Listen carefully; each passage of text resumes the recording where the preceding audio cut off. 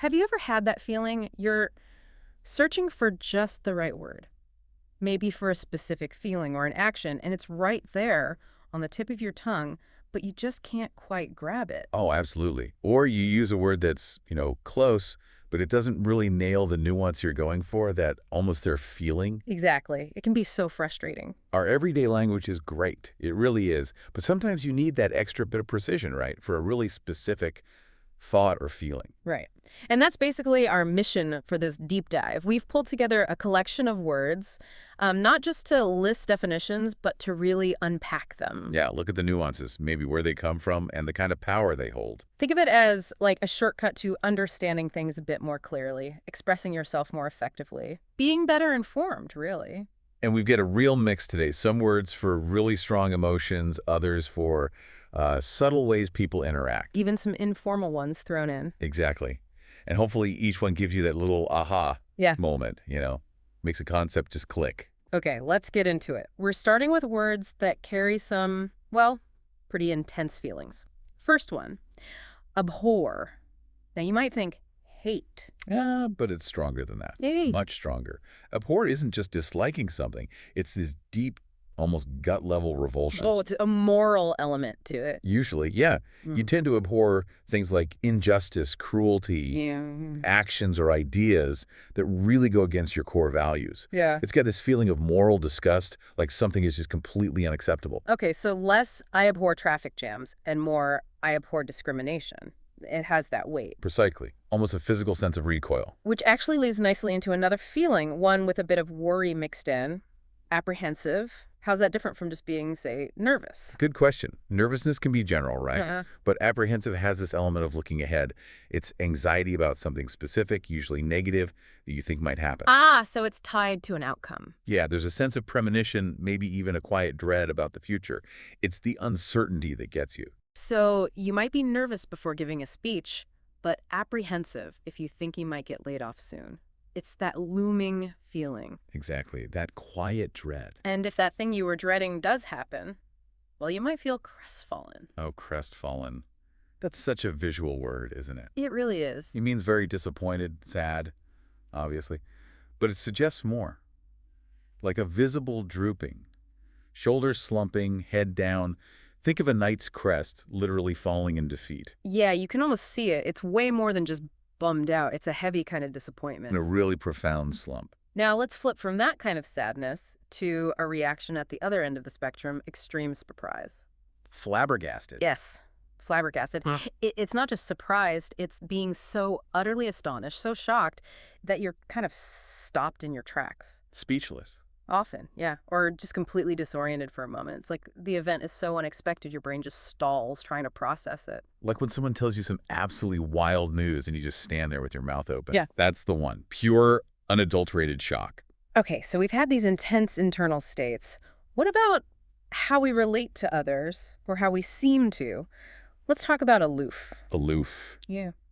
That describes someone who seems emotionally distant, maybe a bit cold. Is it deliberate? It can be. It might be their personality, or it could be a conscious choice to keep distance.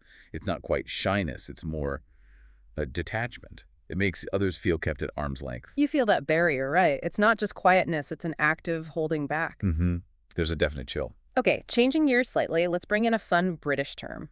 Be chuffed. Ah, chuffed. I love this one.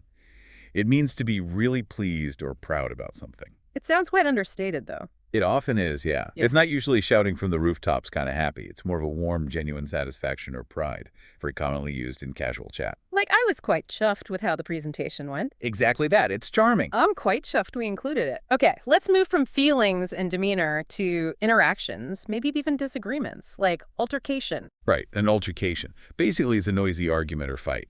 The noisy part is key. Definitely. That's what really sets it apart from just a quiet disagreement or a debate.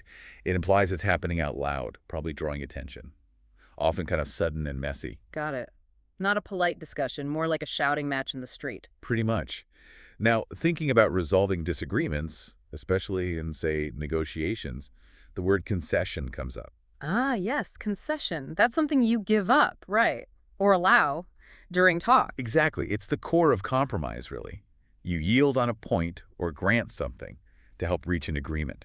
Spotting the concessions helps you see the back and forth in any negotiation. It's how you find that middle ground, isn't it? Essential stuff. Absolutely. Okay, let's shift again, thinking about more concrete things now, but still with a bit of a twist. How about anemone?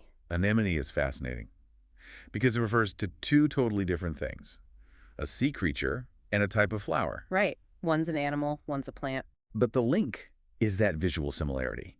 The soft, sort of tentacle-like petals or actual tentacles. It's amazing how language connects them based on that look. It really shows how descriptive words work, crossing these big categories and staying with tangible things, but maybe with a feeling of safety. Bastion. Bastion means a stronghold, a place of protection. Originally like part of a castle wall sticking out. But we use it more broadly now. Oh, yeah. Metaphorically, it means a secure place, something that strongly defends a principle or an idea or a group, like a bastion of free speech or a bastion of tradition. It feels solid, defensive. A safe harbor. Makes sense. Now for something completely different and maybe less elegant. Look at this. Well, it means dried mucus from the nose. Very informal. That everyone knows it. That's the interesting part, isn't it? Despite being kind of gross and informal, it's universally understood. It just cuts straight to the point about a common human thing. No fancy words needed. Some words are just functional. Okay. Moving towards actions and intentions now. Let's look at curtail. To curtail something means to cut it short, to reduce it. So there's an intention behind it. Definitely.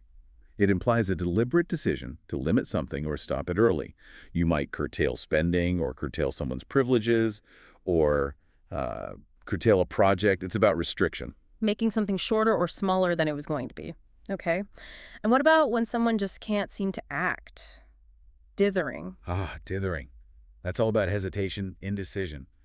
It paints a picture, doesn't it? Someone just wavering, going back and forth, unable to commit. Sounds frustrating for anyone waiting on them. It often is. It implies this lack of resolve, this almost panic inability to make a choice, just dithering about. You can picture someone pacing, hand on chin, completely stuck. All right, one more for this deep dive. Circling back to communication, maybe. Facetious. Facetious. This is a great one. It means you're joking, but specifically in a way that's not meant to be taken seriously. Often involves a bit of light sarcasm or irony. So the intent is key. It's meant to be lighthearted. Exactly. Understanding if someone is being facetious is crucial to getting their tone right. They expect you to know they're not being literal or trying to be offensive. It's playful, maybe a bit cheeky. So recognizing that playful wink, basically. Phew, that was quite a tour. From deep disgust with abhor to the light touch of facetious. It really shows the range, doesn't it? Each word gives you a slightly different tool, a different angle. And knowing them isn't just about, sounding smart. Not at all. It's about clarity. Understanding what you read and hear more precisely and expressing your own thoughts more accurately. It helps cut through the noise, get to the point faster. So as we finish up this deep dive, here's something to think about. How does our ability to name things precisely, feelings, actions, whatever, actually change how we see the world? Right. Does having the exact word actually sharpen our perception, make us understand things on a deeper level? What insights could you unlock just by finding that perfect word for something you've felt or seen but maybe couldn't quite articulate before? Something to ponder.